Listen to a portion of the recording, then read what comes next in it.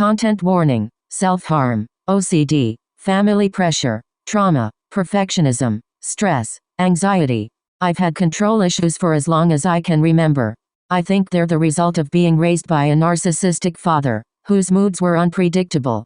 At his best he was conversational and willing to have a discussion about why he was right and everyone else was wrong, and at his worst he punched holes into the drywall, just barely missing my head.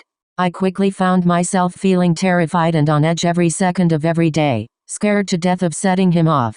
Because my circumstances were always so unpredictable, I couldn't help obsessing over the few things I could control. When I was little, I'd start each morning by making my bed, neatly folding my pajamas, placing them in my dresser, brushing my teeth, and brushing my hair. While these tasks would normally take 10 to 15 minutes to complete, for me, they took at least a half an hour, and longer after one of my dad's episodes. I'd wake up at the crack of dawn. I never could sleep well anyway and carefully tuck my sheets one by one. I'd strip the bed of its pillows and blankets and straighten out the fitted sheet, going back and forth between corners to make sure it was equally distributed. Then there was the flat sheet, which I'd thoroughly smooth out, making sure to tend to the slightest of bumps or wrinkles. Finally, there was the throw blanket, which would be turned back and forth several times before I decided which was correct and darted between the sides of the bed, making sure the excess was exactly equal on both sides. And of course there were the mornings where I finished and felt an overwhelming urge to rip everything off and complete the whole process again. Otherwise I'd feel icky and aggressively pent up for the rest of the day. It was a similar routine for the rest of my tasks. I spent time folding and refolding my pajamas, placing and replacing them in the drawer, making sure they aligned perfectly with the pair beneath them. When I brushed my teeth, I'd count how many motions I made on one side in order to replicate them on the other side. Sometimes I'd lose count and restart the whole process, carefully squeezing exactly another pea-sized amount of toothpaste on my brush. I did the same for my hair, my head itching in the places the brush didn't give the same amount of attention to. Things got worse in high school, as homework and extracurriculars piled up and had me suffocating. Tests and quizzes made me a ball of stress, constantly frustrated with the failure I couldn't seem to avoid. I used self-harm to handle it all, deciding that if I couldn't control the many outside factors constantly hurting me, that I'd at least control the hurt. It was around this time that I started begging my parents to send me to therapy, but my dad was having none of it, as therapy is for the weak and teaches communist propaganda, whatever that means. Never mind the fact that I was a shaky mess of scars and jitters as a result of his erratic behavior. No, that was just my female hormones overreacting and creating lies to make him look bad. Fortunately, once I reached college and was mostly out of my dad's clutches, my morning routine grew a bit more relaxed.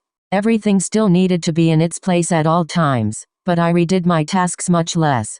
I also got to start seeing a therapist as my dad could no longer track my every move, which really helped with the self-harming. That being said, my schedule was packed to the brim with work, assignments, and classes, which quickly had me constantly fretting over bills to pay and degrees to be obtained. Freedom was a blessing, but the stakes were so much higher, and the longer I was out of that prison house the more unfathomable it became to go back. So I channeled my fears into crafting my planner, writing and rewriting tasks until the pages were perfected, a beautiful creation of the million tasks and events I needed to complete.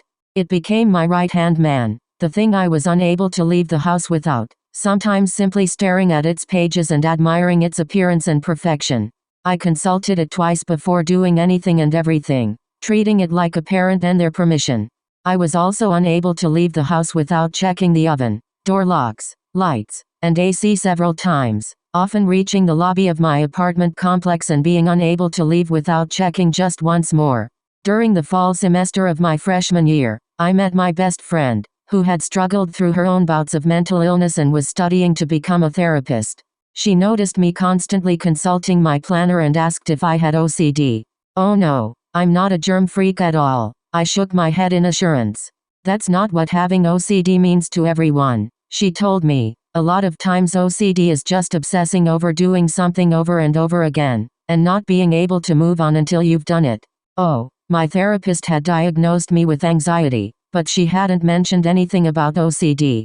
"I would just mention it to your therapist," she suggested, practically reading my mind.